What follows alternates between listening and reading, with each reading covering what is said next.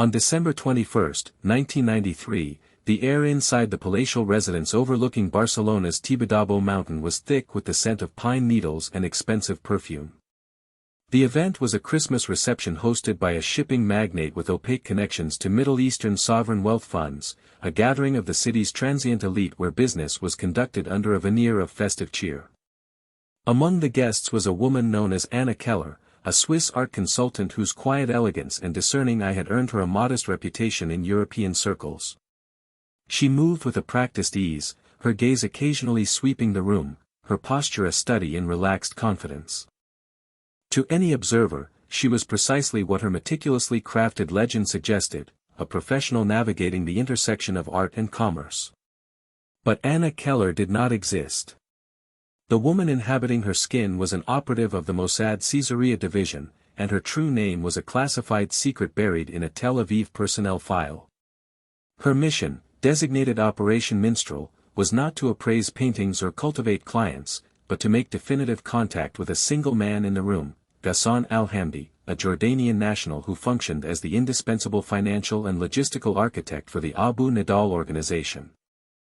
He was not a frontline terrorist but something far more valuable and elusive, the man who arranged the untraceable funds, procured the components for sophisticated explosive devices, and forged the travel documents that allowed operatives to melt across borders.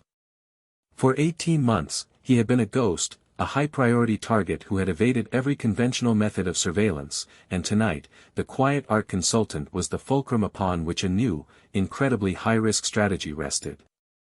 The problem of Ghassan al-Hamdi had become an obsession within the Mossad's counter-terrorism unit. He represented a paradigm shift in terrorist operations, moving beyond crude ideological foot soldiers to a corporate-style efficiency that made the ANO dangerously effective. Al-Hamdi operated not in the training camps of the Bekaa Valley but in the boardrooms and private banking suites of Europe. He was a master of layering transactions through shell corporations registered in Panama and the Cayman Islands, using the ancient Hawala system in concert with modern wire transfers to move funds in a way that left auditors and intelligence agencies chasing shadows. Previous attempts to intercept him had failed spectacularly, each failure compounding the mystique of his operational security. A technical surveillance team in Geneva had spent 6 months and millions of dollars monitoring a suspected associate, only to discover they had been tracking a deliberately placed decoy. An attempt to intercept a weapons component shipment he had arranged in the port of Antwerp was thwarted when the container's contents were switched at the last minute, a move that suggested a high-level leak within Belgian port security or, more worrisomely, an almost precognitive understanding of Western intelligence methods.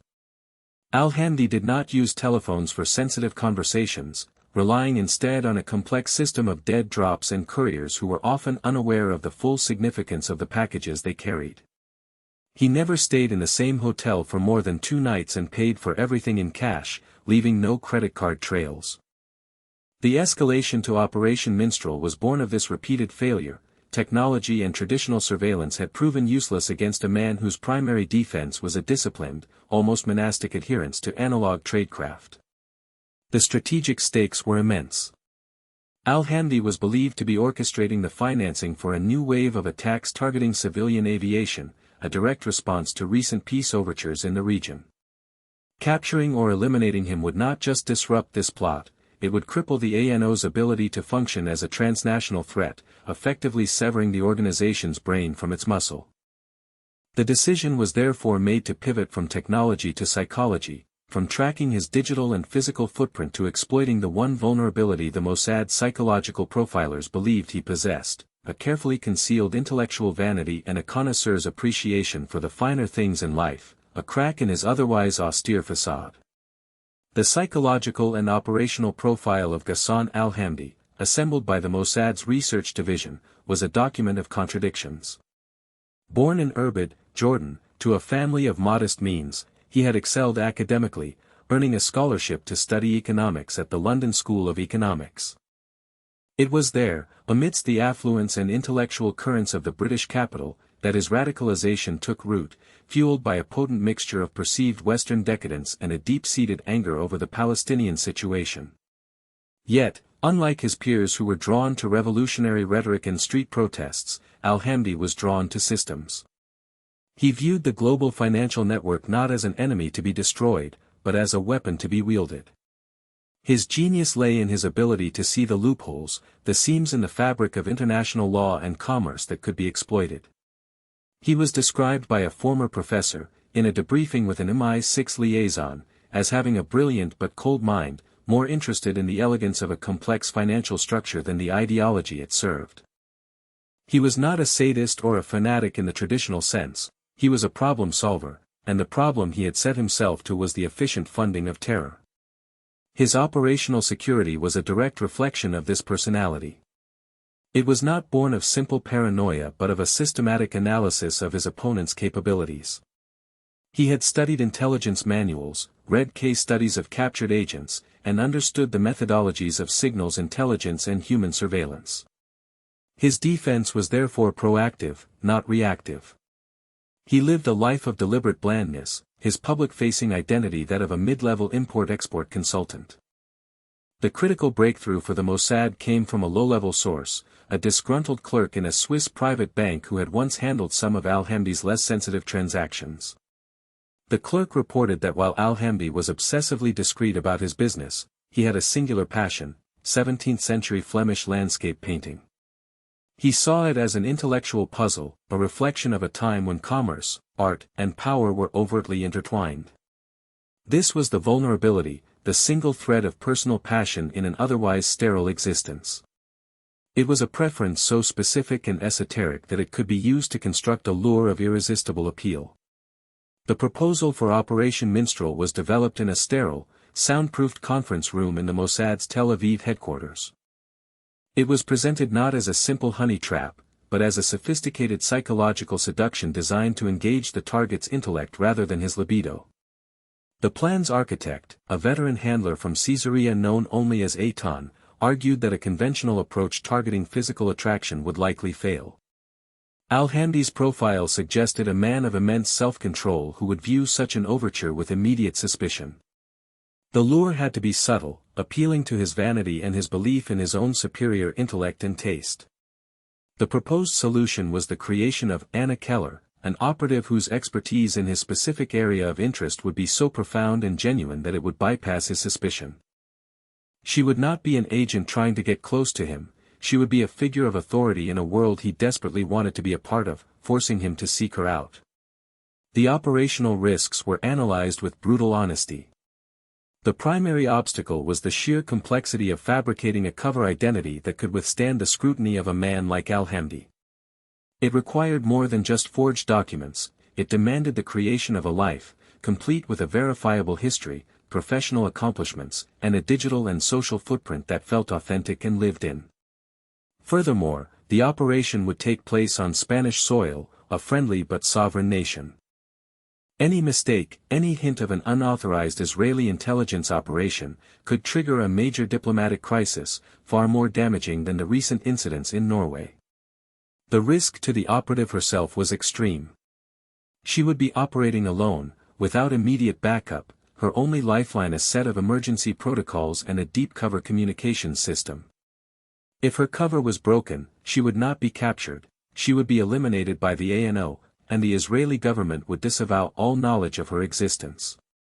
Despite these immense risks, the plan was approved. The repeated failures to neutralize al-Hamdi by other means had created a strategic imperative that justified the high stakes. The consensus was that while the probability of success was low, it was the only option left. The technological and tactical preparations for Operation Minstrel were exhaustive, representing a masterclass in the art of intelligence stagecraft. The first step was the creation of the corporate entity that would serve as Anna Keller's professional anchor, Keller Fine Art Advisory, registered in Geneva. A team from the Mossad's technology division built a complete digital infrastructure for the company. They designed a sophisticated website showcasing a portfolio of fictional, successful consultations, complete with high-resolution images of artwork sourced from private collections friendly to the agency. They populated Artworld databases and auction house records with subtle mentions of Keller's name, backdating entries to create the illusion of a career spanning several years. A Swiss bank account was opened using documents of such high quality that they were indistinguishable from the real thing, and a pattern of regular, plausible transactions was established over a period of 9 months to build a financial history. The tactical support systems for the operative were equally detailed. Her communication with her handler was to be conducted through a specially modified laptop. Outwardly a standard business machine, it contained a partitioned hard drive with military-grade encryption. Messages were embedded within the metadata of art appraisal image files, a form of digital steganography that was virtually undetectable. For emergencies, she was equipped with a set of single-use satellite phones, each no larger than a deck of cards, cached in pre-arranged locations across Barcelona. The most critical piece of technology, however, was the lure itself. The research division had identified a specific painting, a minor work by the studio of Jan Bruegel the Elder, which had been looted during World War II and whose whereabouts were officially unknown. The Mossad, through its historical asset recovery operations, had located the painting in the private vault of a South American industrialist. They negotiated a temporary loan of the artwork, which was then painstakingly photographed and analyzed. A file was prepared for Anna Keller, containing research notes, provenance documents, a mix of authentic and expertly forged papers, and spectrographic analysis results. This file would be her crown jewel, the irrefutable proof of her expertise and the bait for Al-Hamdi. It was a piece of intelligence so rare and valuable that it would compel him to engage with her, appealing directly to his collector's ego. The selection of the operative for this mission was the most critical variable. The role required a unique combination of intelligence, psychological resilience, and acting ability. The candidate chosen was a 32-year-old woman with the codename Tamar. Her recruitment into the Mossad was not typical, she had not been a career military officer. She was an art history graduate from Tel Aviv University whose family had been killed in a bus bombing in Jerusalem a decade earlier. This personal trauma was not the primary reason for her selection, but it provided a core of motivation that the agency's psychologists believed would anchor her during the immense psychological strain of the deep cover assignment. Tamar's transformation into Anna Keller was a process of total immersion that lasted for 14 months. She was coached by a former Swiss diplomat on the nuances of High German and the specific cadence of the Zurich dialect. She spent hundreds of hours with art historians and curators, not just memorizing facts about Flemish painters, but learning to think like an expert, to analyze brushwork, understand the chemical composition of pigments, and speak with authority on the complex art market. Her physical training was just as rigorous. She became proficient in Krav Maga, focusing on techniques designed to be effective against a larger, stronger attacker in confined spaces. She was trained in defensive driving, surveillance detection routes, and the use of covert listening devices. The most intense part of her preparation, however, was psychological. She underwent weeks of sessions with Mossad psychologists, who worked to deconstruct her own identity and rebuild the persona of Anna Keller from the ground up. They conducted role-playing scenarios under extreme stress, designed to test the resilience of her cover story. She was taught to compartmentalize her emotions, to view her own fear and anxiety with a clinical detachment. The goal was for Anna to become her default state, a personality so deeply ingrained that her reactions, even when startled or under pressure, would be consistent with her legend. She learned to live with the constant, low-level paranoia that was essential for survival, to treat every person she met as a potential threat and every conversation as a potential interrogation. By the end of her training, Tamar had effectively ceased to exist, replaced by a calm, confident Swiss art expert whose entire being was an elaborately constructed weapon. The construction of the cover identity, the legend of Anna Keller, was an operation in itself, a testament to the Mossad's fanatical attention to detail. The process began with the selection of a name and a birthdate corresponding to a real child who had died in infancy in Zurich in the early 1960s, a technique that provided a legitimate birth certificate as a foundation, making it easier to build the rest of the documentation. A team from the agency's documents division, known as the Workshop, then created a complete life on paper. They forged a Swiss passport, not a mere copy but a document built from the same materials and with the same security features as a real one, capable of passing scrutiny at any border control. They fabricated a degree certificate from the University of Zurich, complete with the correct paper stock, watermarks, and the replicated signatures of professors who had been teaching at the time. A driver's license, health insurance card, and library card were all created to flesh out her wallet and provide layers of authenticity. The digital footprint was equally important. A new team created social media profiles for Anna on platforms appropriate for a professional of her age and background, primarily LinkedIn. These profiles were not created overnight but were aged over a year, with connections, endorsements, and posts gradually added by a dedicated team of social media managers to simulate a natural history. They created a plausible backstory. Anna was an only child of deceased parents, a detail that conveniently eliminated the need to create fake family members who might be investigated. She had worked for a reputable gallery in Zurich for several years before striking out on her own, a career path that explained her expertise and her network of contacts. To make her physical presence in the world concrete, the Mossad rented a small, unassuming apartment for her in Geneva. It was furnished sparsely but with taste, filled with art history books, auction catalogs, and personal effects, photographs, of agency personnel posing as friends, letters, written by the psychological operations team, and even a cat, adopted from a local shelter to enhance the image of a settled, solitary professional. This apartment would serve as a physical anchor for her identity, a place she could genuinely say she lived, and which could withstand a cursory background check if one were ever conducted. Anna Keller arrived in Barcelona 2 months before the scheduled Christmas reception. This period was designated as the soak phase, a critical time for her to establish her cover within the city's social and professional ecosystem. Her insertion was deliberately low-key. She flew in on a commercial flight from Geneva, checked into a long-stay hotel, and began the mundane process of setting up a life. She registered with the local authorities, opened a Spanish bank account, and leased a small but elegant office space in the Izample district. Her primary operational task during this phase was to make her professional identity real. Guided by her handler, she began to move within Barcelona's art scene.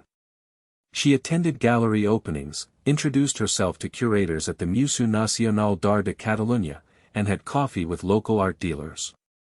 In each interaction, she was careful not to appear too eager or to ask too many questions. Her goal was simply to become a known and credible entity. She conducted legitimate business, offering consultation services to a handful of clients who had been subtly guided towards her by other Mossad assets, or Cyanim, embedded in the local business community. These real transactions provided a further layer of authenticity to her cover, creating a paper trail of invoices and contracts. The most crucial part of this phase was establishing a routine, a pattern of normal behavior that would make her seem uninteresting to any potential surveillance. She had the same coffee at the same café every morning, jogged the same route through the Parc de la Ciutadella every afternoon, and shopped at the same local market. This predictable behavior was a form of camouflage. Intelligence services are trained to look for anomalies, for breaks in routine. By creating a life of monotonous regularity, she made herself invisible.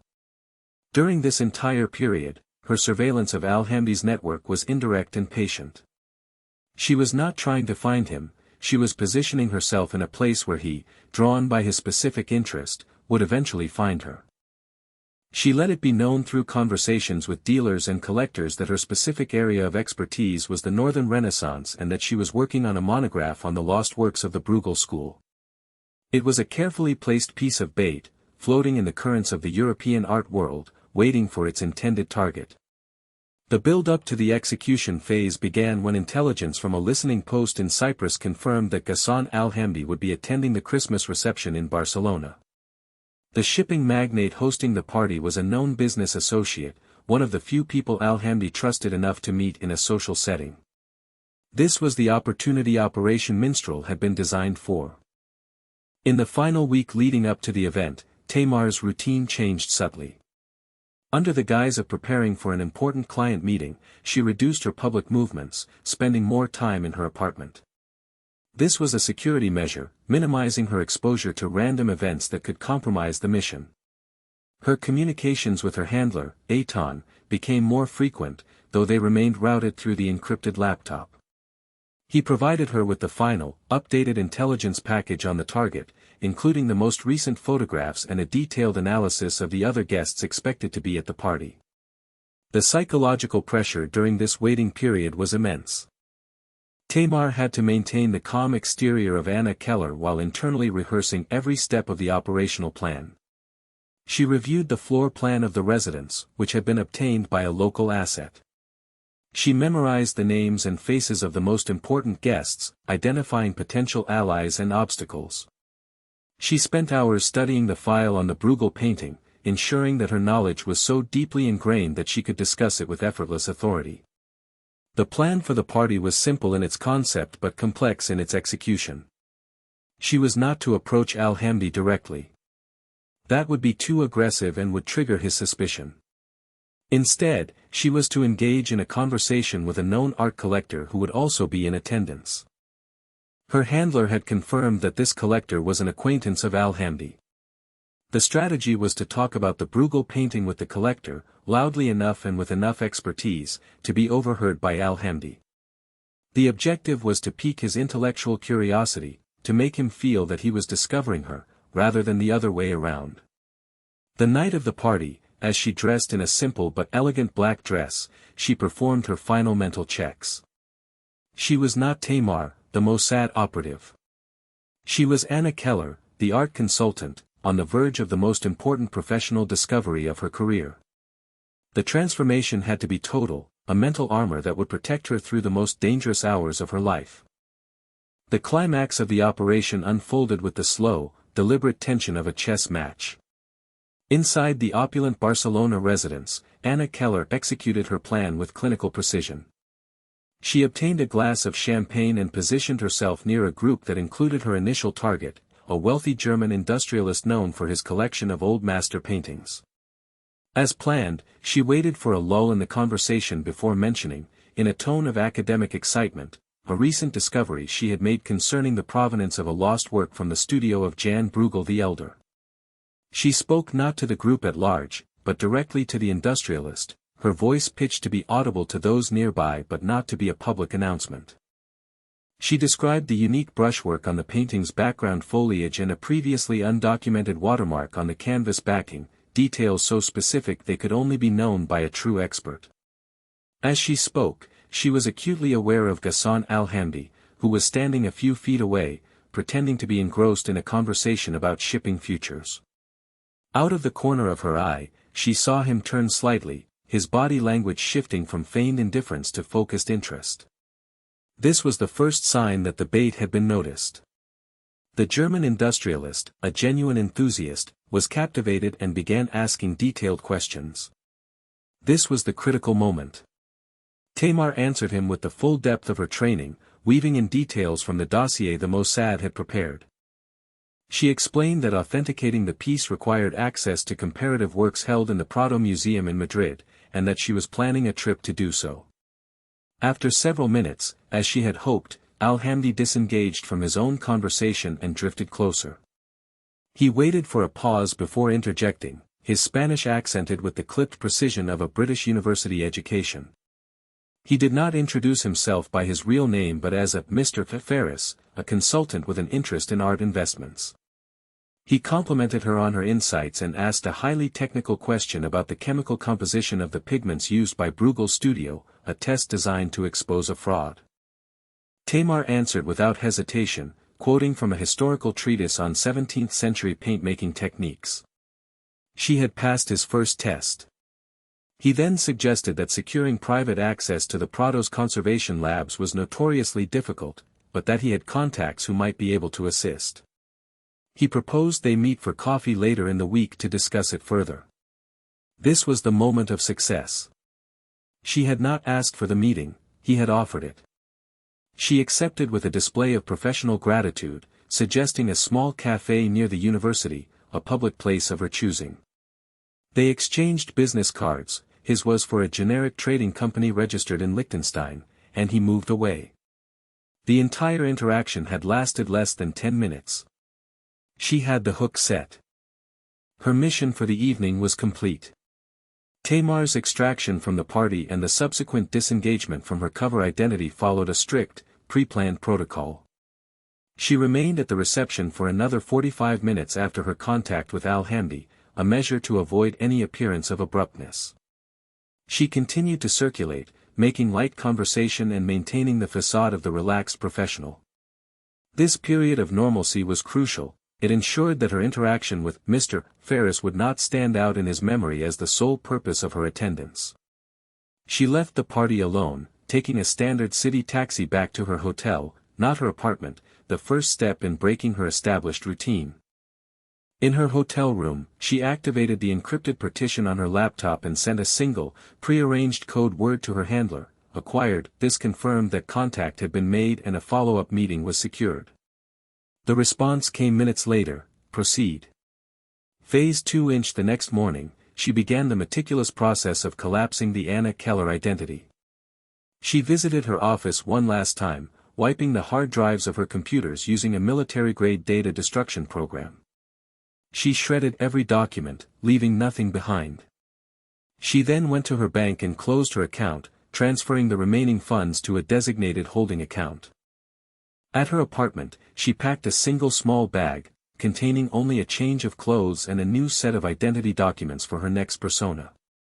She left behind all of Anna Keller's possessions, the clothes, the books, the art catalogs, as if the occupant had simply vanished. Her final act in Barcelona was to make a call from a public payphone to the animal shelter, arranging for them to retrieve the cat, citing a sudden family emergency that required her to leave the country. This small act of consideration was a planned part of the legend's dissolution, a final touch of normalcy. She then took a train, not from the main station, but from a small suburban stop, heading south towards Valencia. In Valencia, she disembarked, walked out of the station, and checked into another hotel under her new name. The Anna Keller identity was now a ghost, with a broken routine, a closed bank account, and an abandoned apartment.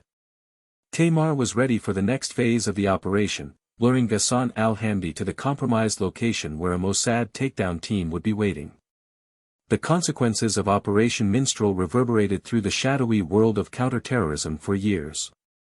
The meeting at the cafe took place as scheduled.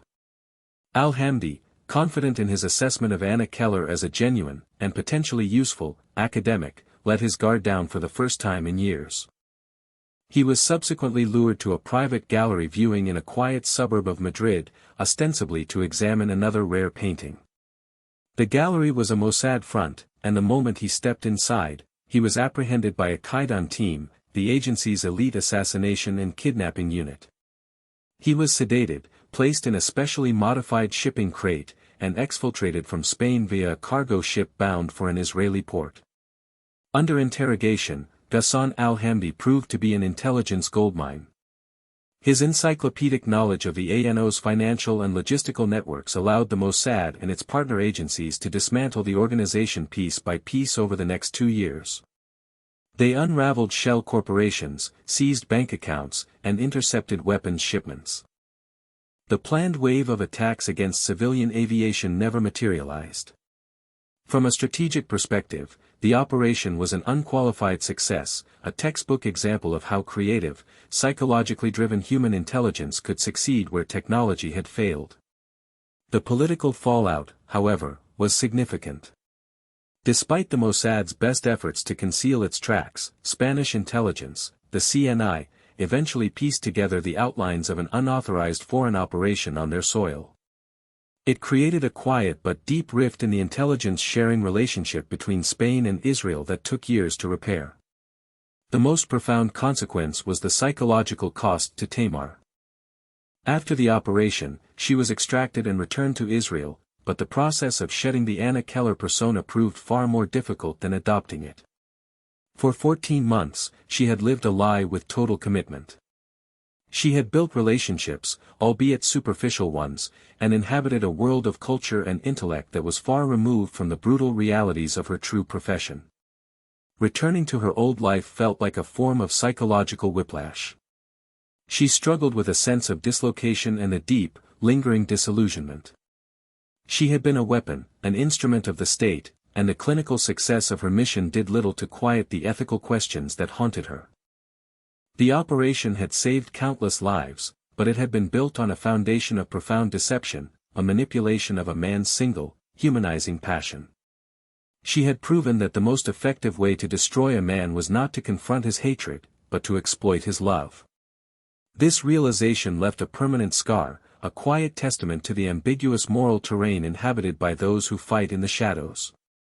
The ethical questions raised by the methods used in Operation Minstrel were debated intensely within the Mossad's leadership. Was it justifiable to use an individual's intellectual and aesthetic passions as the primary vector for an attack, effectively weaponizing the very things that made them human beyond their violent ideology? Traditionalists argued that any vulnerability was a legitimate target, and that the moral calculus was simple: the lives saved by stopping al-Hamdi far outweighed any concerns about the specific methodology of his capture. A younger faction, however, raised concerns about the long-term effects of such deeply personal and manipulative operations, both on the targets and, more importantly, on the operatives themselves. They contended that turning an operative into a living embodiment of a target's deepest interest created a psychological entanglement that was difficult to sever and could lead to burnout, PTSD, and a blurring of identity. The case of Tamar became a central data point in this debate. Her post-mission psychological reports detailed a prolonged struggle with reintegration. She reported feeling a strange, disquieting sense of empathy for al-Hamdi, not for his cause, but for the man whose intellectual world she had so thoroughly infiltrated and violated. It was one thing to kill an enemy in combat, it was another to dismantle him psychologically by becoming the object of his intellectual desire. This internal debate led to a subtle but significant shift in the training and psychological support protocols for Caesarea operatives involved in deep cover seduction or infiltration missions. More resources were dedicated to post-mission identity reconstruction, a series of therapies designed to help agents reclaim their core selves after months or years of living a lie. The agency acknowledged, at least internally, that the human mind was not an infinitely malleable tool and that the cost of such operations had to be measured not only in diplomatic capital and financial resources, but also in the lasting psychological toll on its most valuable assets. The success of Operation Minstrel was never publicly acknowledged, but its legacy was a more nuanced understanding of the complex human dynamics at the heart of intelligence work, a recognition that the most effective weapons are often the most costly to wield.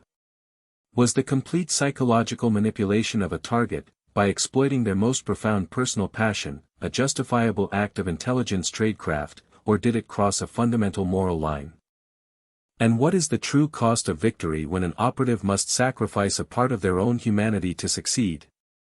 Share your thoughts in the comments below. If you found this story compelling, please give this video a like and subscribe to our channel.